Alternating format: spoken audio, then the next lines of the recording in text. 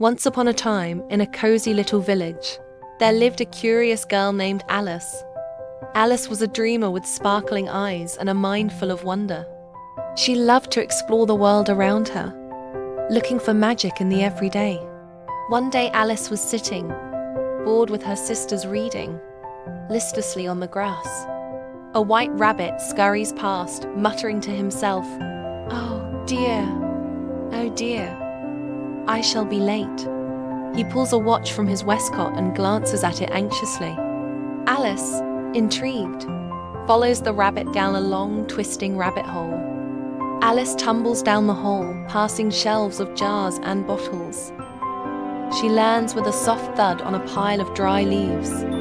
Where am I? She notices a small golden key hanging on a hook. It unlocks a tiny door, but Alice is too big to fit through. Oh dear, what a nuisance. She spots a bottle on the table. A label reads, "Drink-a-me." Alice takes a sip and shrinks dramatically. She now fits through the little door and finds herself in a beautiful garden. It was unlike anything she had ever experienced. A swirling tunnel of colors and sounds whisked her away. Finally, with a gentle thud, she landed in a wonderland like no other. This was no ordinary place. This was a land where flowers sang, animals spoke, and everything was delightfully topsy-turvy. Alice met the white rabbit, who was always in a rush but very polite. "Oh my whiskers, I'm late," he exclaimed while hopping along a cobblestone path. Alice followed the white rabbit, her heart fluttering with excitement. Soon, she found herself at a tea party hosted by the Mad Hatter and the March Hare, where tea was served in the most peculiar fashion. "Take a seat, young one," the Mad Hatter said with a grin.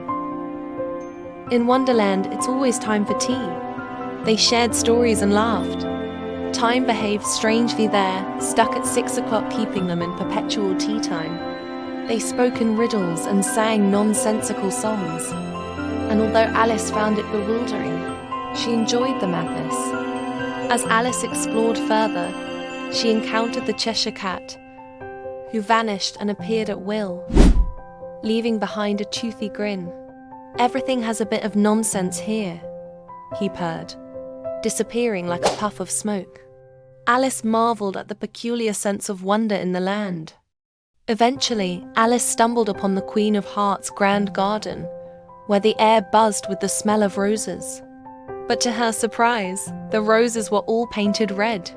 The Queen, an imposing character with a fondness for shouting, was playing croquet with flamingos for mallets. Alice stood her ground when the Queen challenged her for a croquet game, proving that bravery can come in the smallest of packages. Alice wanders through a dark forest. Two identical boys, Tweedledee and Tweedledum, step out from behind a tree. They recite silly rhymes and argue about who is stronger, but they never actually fight. Alice finds their antics quite amusing. Alice wakes up with a start. She's back in the garden, sunlight filtering through the leaves. "Oh, Dot, it was all just a dream." She tells her sister about the strange adventures, the Mad Hatter's tea party, the Queen of Hearts, and the grinning cat. Her sister smiles gently. "It sounds like a wonderful dream, Alice," she says. Alice closes her eyes, remembering the topsy-turvy world of Wonderland. Even though it wasn't real, she knows she'll never forget the strange and wonderful things she saw. Please don't forget to hit the like button and subscribe to my channel for more videos.